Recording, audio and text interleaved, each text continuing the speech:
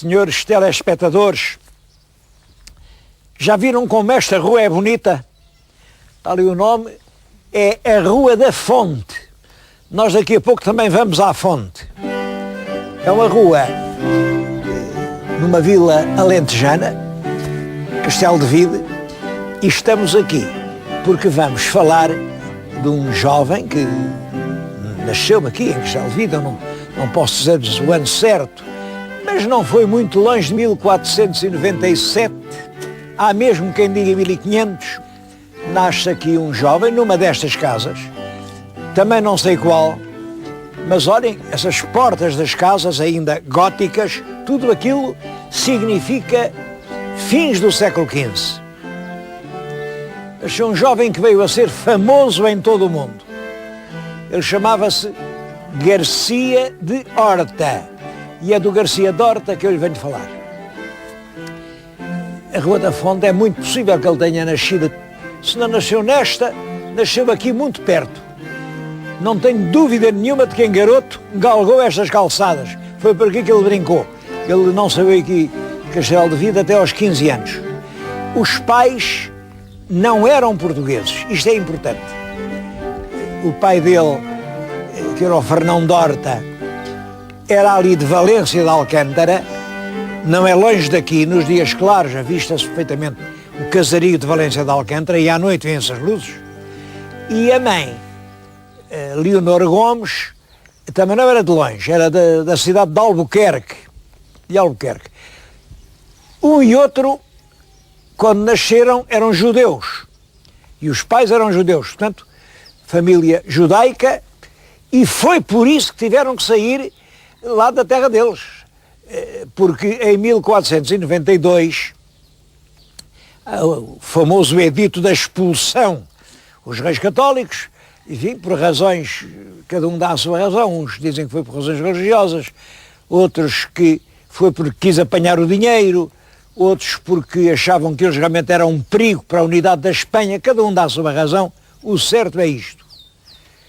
Em 1492, os reis católicos deram esta ordem: quem for judeu, ou deixa de o ser, batiza-se e tem que ser um bom cristão, ou sai deste país, sai de Espanha, não o queremos cá, ou é condenado à morte. Portanto, 3 caminhos: ou muda de fé, ou muda de terra, ou morre.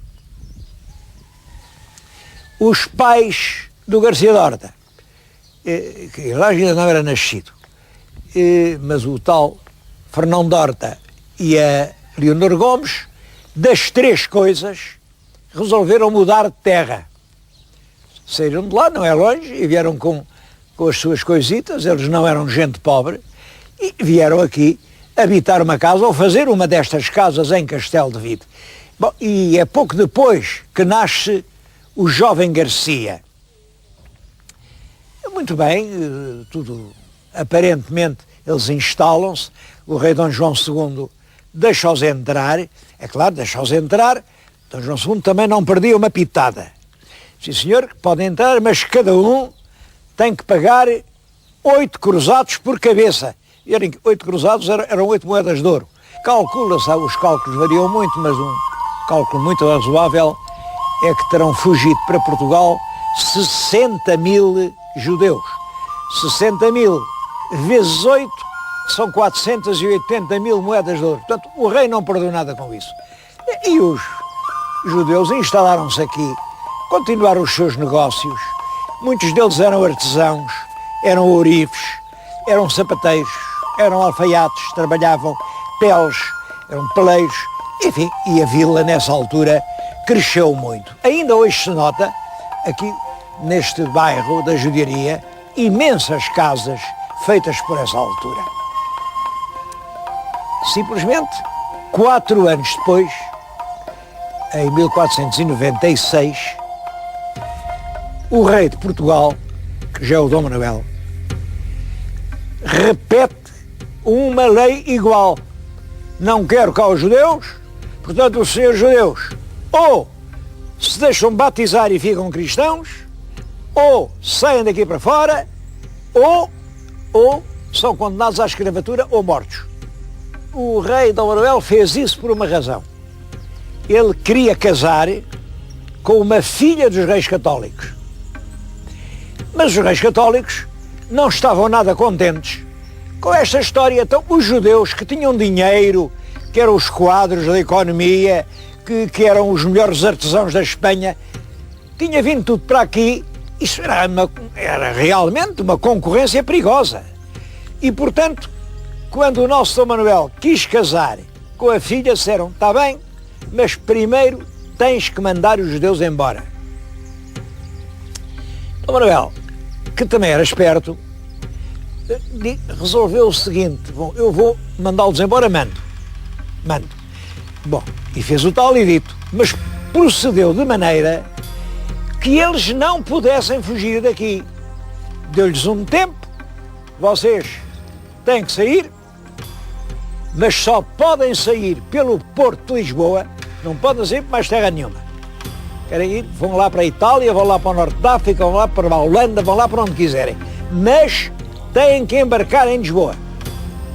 Simplesmente, em Lisboa, não lhes deu navios. Eles não tinham navios para ir para parte nenhuma.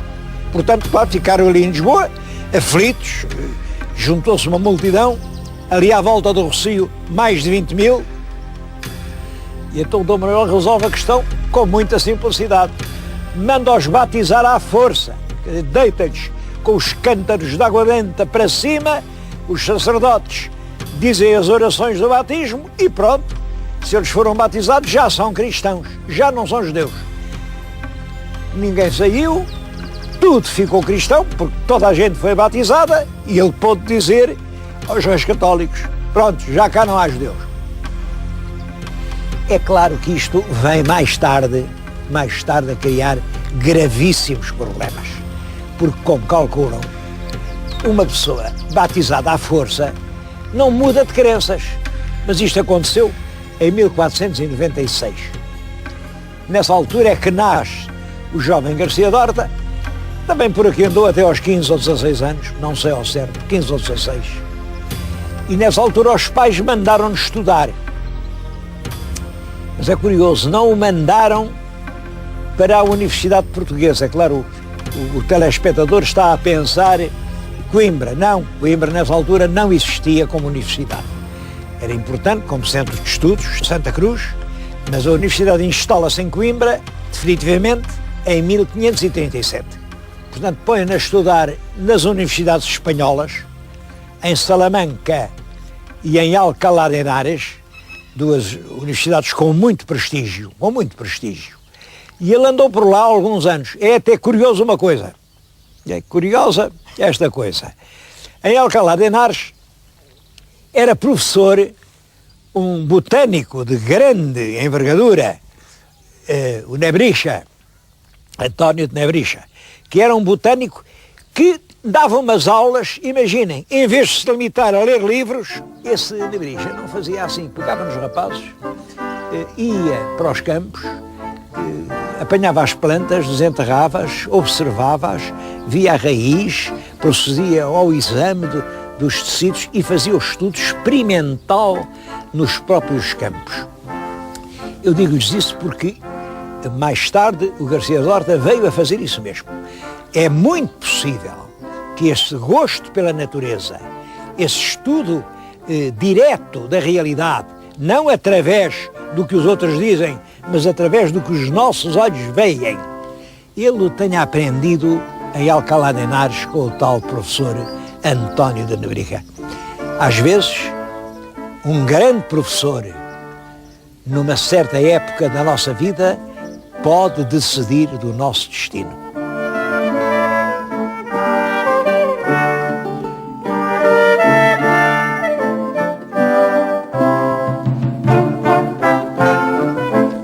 Garcia Dorta acaba os seus estudos, é formado em medicina e pouco depois do pai morrer, aqui em Castelo de Vide, ele veio de Espanha para aqui e abriu aqui a sua clínica. Durante os anos de 23 a 25 ou 26, era ele o mestre que curava os doentes aqui em Castelo de Vide. Eu até penso que isso nos dá uma pista para dizer a casa onde ele vivia. É uma hipótese, mas reparem, ainda há aqui numa rua que se chama do Mestre Jorge, com uma casa desse tempo. O Mestre Jorge era um físico que ficou com o nome e que sucedeu certamente ao Garcia Dorta, que esteve aqui pouco tempo. O médico que está 3 anos numa terra não deixa lá nome. Agora, é muito possível que a casa de Mestre Jorge tenha sido a residência dos pais e o próprio consultório do nosso Garcia Dorta. De qualquer maneira, era um homem com grandes ambições e isto era pequeno, aqui a fazer uma medicina, enfim, resolveu ir para Lisboa. Ir para Lisboa e concorrer à universidade. Concorreu 3 vezes aos estudos gerais em Lisboa. E 3 vezes foi posto para trás. Arranjaram sempre um que era melhor que ele. Bom, 3 vezes ele não desistia, era um homem pertinaz. Fazer 3 vezes concurso e levar 3 vezes uma negativa. Bom, à 4ª vez ele entrou porque um amigo dele, o Dr. Pedro Nunes, de quem eu lhes falei já, e que também eram judeus, o Dr. Pedro Nunes não quis dar uma determinada cadeira, a cadeira de Filosofia Moral, e é nessa vaga que entra o Garcia Dorta, que sou, portanto, era professor da universidade, esteve lá 2 anos, mas, curioso, já é professor da universidade, portanto, parece que tinha realizado os seus objetivos, quando um homem de quem ele era amigo, uma grande figura nacional, o Martim Afonso de Sousa, que ainda era descendente de um filho natural do Dom Afonso III. Martim Afonso de Sousa é, de certo modo, um dos fundadores do Brasil. Olhem, foi ele que no Brasil fundou a aldeia de Piratininga, que é hoje a maior cidade ao sul do Equador, a cidade de São Paulo. É um dos fundadores do Rio de Janeiro. Era um homem muito sabedor, sabia latim, sabia cosmografia, foi aluno de Pedro Nunes, este Martim Afonso de Sousa. Bom, e este homem, que é realmente uma personalidade excepcional, em 1534 aceita o lugar de capitão dos mares da Índia e vai para a Índia com uma armada e tem que levar um médico. O médico que ele escolhe é precisamente Garcia Dorta. É assim que em 1534 Garcia Dorta sai da Universidade de Lisboa para ir para a Índia. É muito possível que Garcia Dorta soubesse o que se estava a preparar em Portugal. Os nossos diplomatas em Roma esforçavam-se para conseguir a bula da Inquisição. A bula da Inquisição mandava fechar todas as sinagogas, mandava converter todos os judeus, mandava perseguir aqueles que diziam que eram cristãos, mas não eram. Eu estou-lhes a dizer isto justamente aqui à porta de uma sinagoga. Esta é a sinagoga de Castelo de Vide. Era aqui que se reuniam os judeus. É também construída nos finais do século XV. Mas é possível que o Garcia Dorta nunca tenha entrado aqui. Eu julgo que ele, pelo menos, conservou sempre as aparências de bom cristão. Ele queria parecer cristão. Era perigosíssimo. Era judaizar. Ele era um homem prudente, portanto, ele aqui nunca deve ter entrado. Bom, mas, por exemplo, o pai dele, a mãe dele, as irmãs dele, toda a gente, essa gente entrou por esta porta, que é, como sabem, é um monumento, é uma das poucas sinagogas que ficavam de pé em Portugal. Vai para a Índia, quando o Martim Afonso de Sousa, 3 anos depois, volta para Lisboa, ele não vem, não quer vir, porque nessa altura já tinha havido a bula da Inquisição e havia uma grande desconfiança dos cristãos novos, porque eles fingiam que iam à missa, mas no fundo, nos seus lares, continuavam as práticas judaicas e havia ali uma grande desconfiança. Bom, a verdade é que veio a bula da Inquisição. Há quem, o meu irmão António, por exemplo, sustentava que essa história de judaizar era o menos importante. O que acontecia é que a nobreza estava numa grave crise económica e a própria coroa estava sem recursos, tinham que manter a guerra no Norte de África, tinham que manter a guerra na Índia, tinham que manter as esquadras no Atlântico, tinham que se defender da pirataria, não havia dinheiro que chegasse, como dizia um deles, nem que o dinheiro se apanhasse com gamelas, como se apanha a areia na praia, nem isso chegava para as despesas do Estado. E, portanto, quem tinha dinheiro eram os judeus, o mais simples era perseguir os judeus, confiscar-lhes o dinheiro, e isso vinha a aliviar as dificuldades da tesouraria pública. É muito possível que fosse isso. De qualquer maneira, Garcia Dorta, para fugir a isso, vai para a Índia. E é na Índia onde ele está até morrer. Esteve por lá 34 anos e sempre a estudar as coisas locais, as ervas, e conhece a mania das ervas, ervas de que tinha ouvido falar, e ele examina-as cuidadosamente e descreve-as. Mas há uma coisa, é que Garcia Dorta tinha andado na universidade, sabia o que diziam, portanto, os sábios gregos, romanos, árabes, e é tudo isso, todos esses saberes, que ele compara agora com o saber dos hindus, com o saber dos persas, com os saberes orientais que por ali encontra, e tudo isso ele mete no seu livro. Nós vamos ver o seu livro.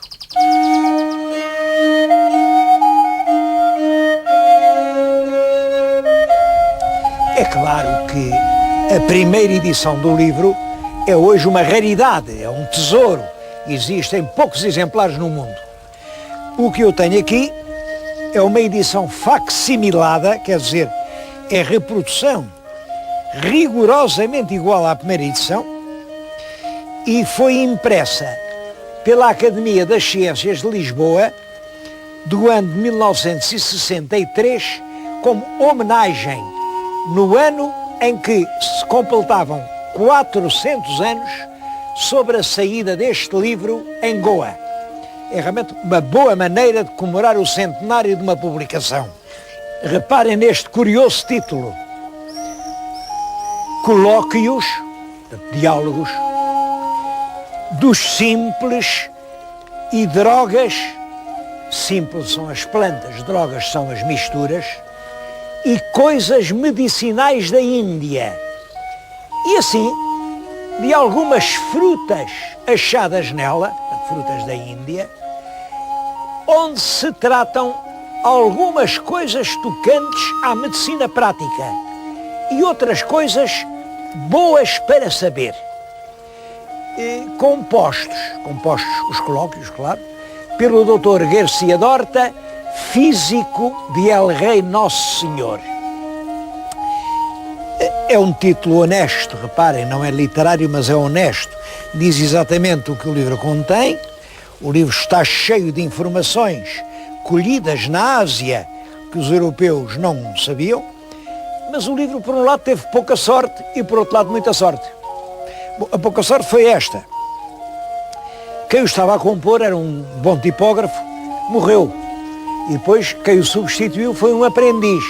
O aprendiz tinha muita dificuldade ainda em compor isto, as letras, e o resultado é que isto tem tanta gralha,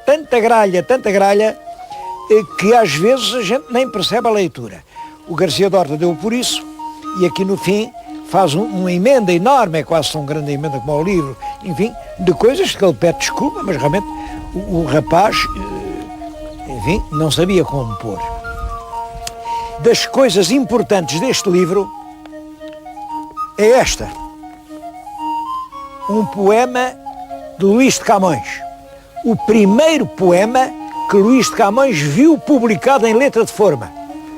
É um poema dirigido ao Conde Redondo a pedir proteção para o velho Garcia Dorta. Bom, aqui diz isto: um velho que, ensinado das gangéticas musas, na ciência podalíria subtil e arte silvestre vence o velho Quirone de Aquiles mestre.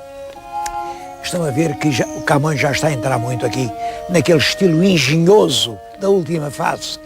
Então ele foi ensinado pelas gangéticas musas, compreende-se, as musas do rio Ganges, na ciência podalíria subtil. Que diabo é a ciência podalíria?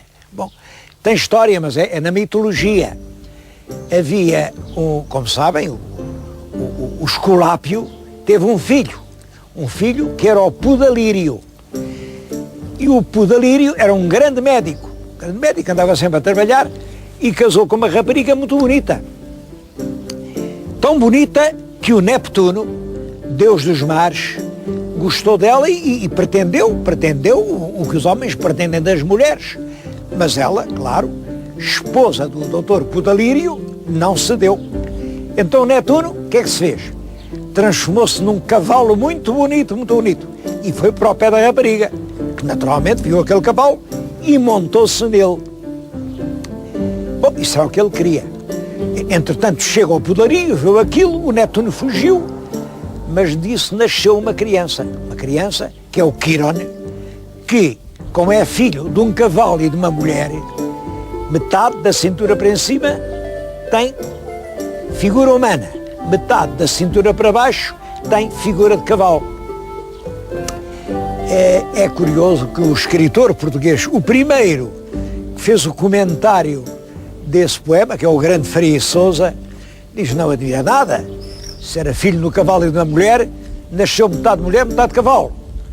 Agora, o que admira é que hoje pessoas que são filhas de mulher e de homem nasçam burros. Bom, eu acho graças ao comentário do Faria Sousa, que em certos aspectos acho que continua a ser verdadeiro. Por outro lado, ele escreveu o livro em português. Ora, o português era uma língua que se conhecia em Portugal, conhecia-se na Índia, mas na Europa não se sabia o português. Portanto, este livro estava condenado, enfim, a ficar, de certo modo, na penumbra, se não acontecesse uma coisa muito curiosa. 2 anos depois de ter sido publicado, veio aqui a Portugal um ilustre flamengo, era um grande botânico, Carlos de Cluse, a quem nós chamamos o Clusius. E esse homem viu, numa estalagem, o livro de cima de uma mesa. Viu? O que é isto? Ele sabia um pouco de português e percebeu que era um livro importantíssimo. Levou-o para a Flandres, traduziu-o em latim e publicou-o pouco depois.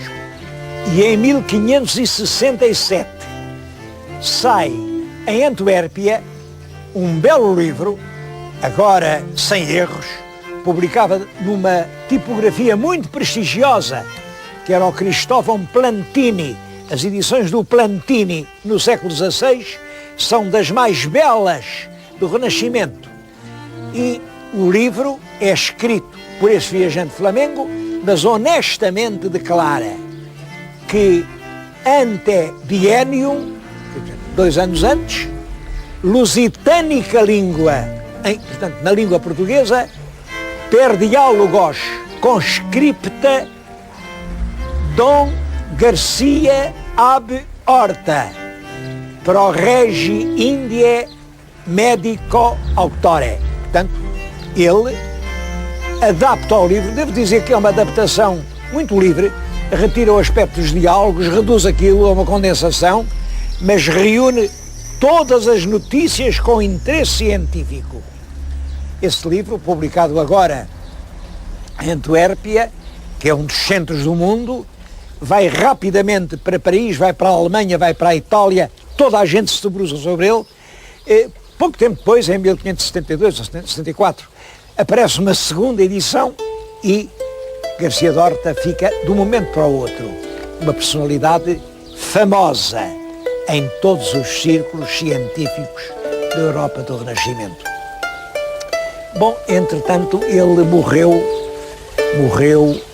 na Índia, morreu em Goa. Pouco depois dele morrer, a família dele foi acusada de ainda estar a fazer judiarias. A irmã, Catarina, foi presa já era uma velha. Foi presa pela Inquisição, confessou que realmente era judia e pronto, e foi queimada. Queimaram-na numa fogueira em Goa.